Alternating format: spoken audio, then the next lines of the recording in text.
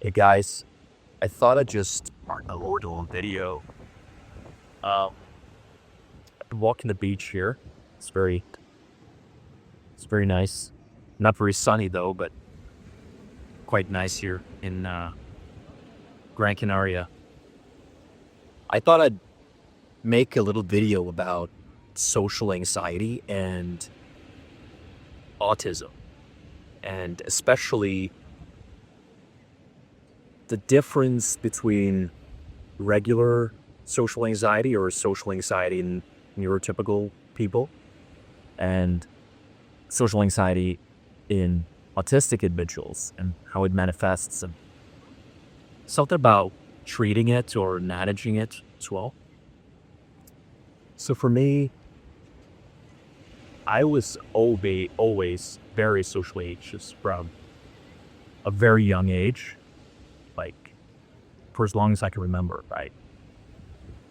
And I can specifically remember being 14 and telling my parents that, I think I had social anxiety because I started reading online about it because I didn't understand why I was so nervous around people all the time. And really from that time, I would start trying to fix my social anxiety by doing like basically all sorts of stuff, doing exposure therapy, cognitive behavioral therapy, and also some different, I guess, more experimental, not like proven methods. And the thing is, it wouldn't really work that well for me. I did a real deep dive on, or an intense period of doing CBT maybe 7 years ago, something like that. And I would say it didn't work for me at all. Like, very limited what I would get from it. And I think the reason is, CBT is a top-down strategy. So essentially you're working on your thoughts, able to change the way you feel. And I wouldn't get very far with that at all. All right. So I could sit for hours working on one thought, but I would just get deeper, deeper, and deeper. I would have more thoughts coming up. And before I was done, I would have 100 different thoughts that, basically made the process impossible to complete. And I think a big difference between neurotypical social anxiety and autistic social anxiety is that autistic people have a lot of trauma from social experiences. And also there's the sensory part of it, sensory element, sensory overload, and all these different things. So essentially working on your thoughts doesn't really change the underlying emotion. And let's say I have a thought that, well, people think I'm strange. Okay, well, maybe some people actually think I'm a little bit strange, right? Because, when you're autistic, you see the world a bit differently, you behave a little bit differently socially. So working on those thoughts, I couldn't really ever get a believable outcome. I couldn't believe the new thought that I was creating. It wouldn't really change anything inside me. What really has worked the best for me, and this is the reason why I'm making this video as well, is doing energy work and acceptance work. That has been really powerful for me. And I'm not saying I have I have all the answers, because I don't. I'm still working on a lot of these things myself. But I think I have some answers, and that's why I want to record these videos in the first place. And if you watched any of my other videos, you know that my primary focus is dating. And that's one area that I've been able to do really well in for myself. And I feel like I have a lot of information I could share with people. I've spent 10 years as a deep dive in that area of my life. And I have a lot of good experiences. I have a lot of tips and tricks and techniques or whatnot that I can share. But yeah, going back to energy work and acceptance work in that. So when I used to go out a lot, so I would spend years of my life going to clubs and pubs, being a part of like the nightlife scene, if you will, to meet women and to socialize, to build my social circle and all that. And in the start, I would go to these places and I would be so nervous.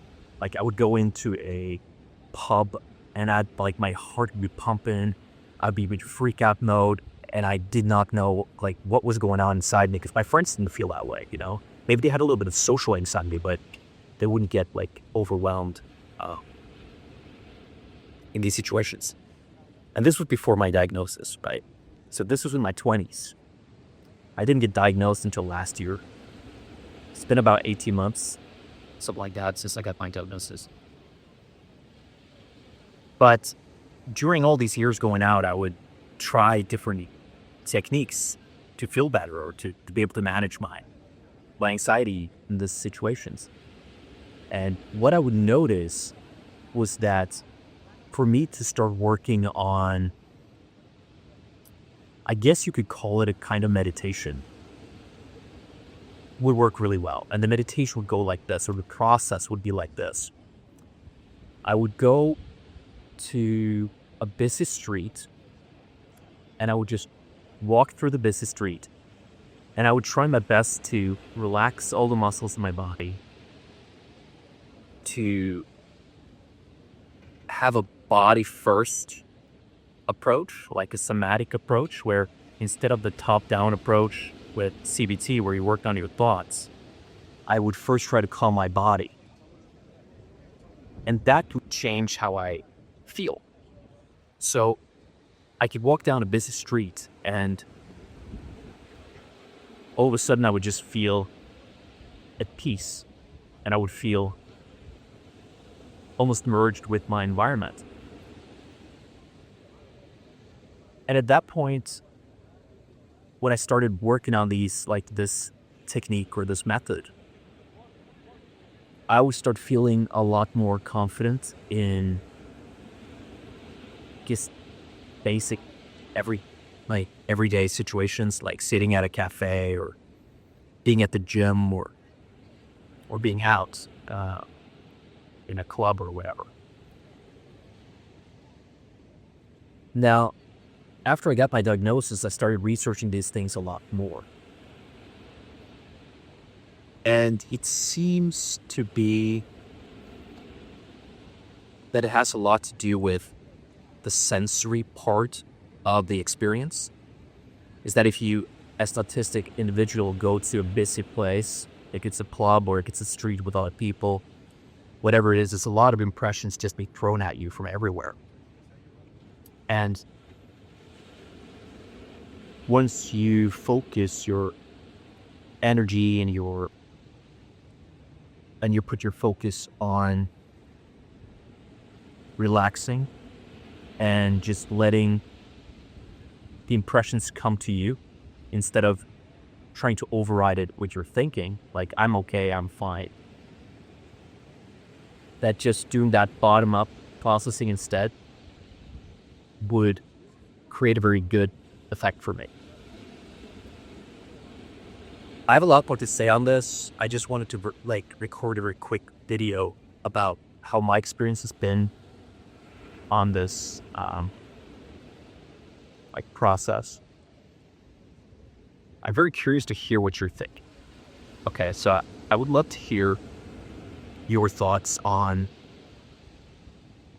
social anxiety and how you've managed it, if you've found something that's worked really well. So for me especially, it's been, number one, it's been just trying to be as present as possible in a situation, and as a bottom-up approach, relax my body, start listening to the sounds around me. You know, taking everything in, not trying to focus on like specific things maybe, but just trying to like soften my gaze a little bit. Feeling my body and doing some letting go. There's a book called Letting Go by, I think, his name is like Hawkins, if I remember correctly. It's a good book. Another one that did for something for me was a book that's called The Open Focus Brain by, I think his name's Les Femi or something like that. I would find that these things would put me in probably more like an alpha brainwave state, not high beta, which I think a lot of autistic people spend a lot of time in their high beta brainwave states where constantly just processing a lot of details. And I would also find that whenever I was able to get into these states of being more relaxed, socially, I would perform at a very different level. So I would be socially awkward. It's almost like I would go into a really good social state. And I would just know what to say, and I would just intuitively fit better in socially. But this has been something I would definitely want to explore more. And in light of my diagnosis, the first year was so strange. So, it's just now that I really started to grasp, what's going on and to be able to do some more work on it. Because I really think that if you're an autistic person, there's nothing really wrong with you. You're different, for sure. But I don't think there's anything wrong with you. And I think, growing up, you probably get a lot of comments. I would get a lot of comments on my stimming. I used to stim a lot when I was a child. I like to rock back and forth and to like clap my hands and stuff. And people comment on it. And I think I handled it really well. But these things, they definitely get stuck in your mind. And I think probably to some degree that's like a trauma. So you get very socially nervous and you get very socially calculative, where you're constantly trying to do the right thing, right? Instead of just existing and being very, what you just say, unapologetically yourself, which I think is good.